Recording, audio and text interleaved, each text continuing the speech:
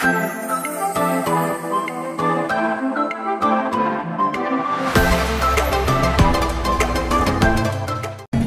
morning mga kamami. Eto na nga, may driver na kami, may sigar pa kami. O, saan ka pa nga?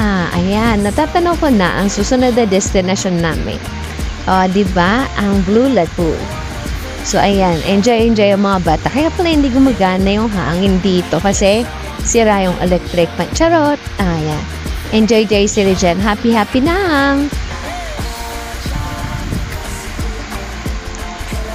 Enjoy nyo lang ang araw na to mga anak. Family time. Marami pa tayong memories na bubuin. Na syempre magkakasama tayo.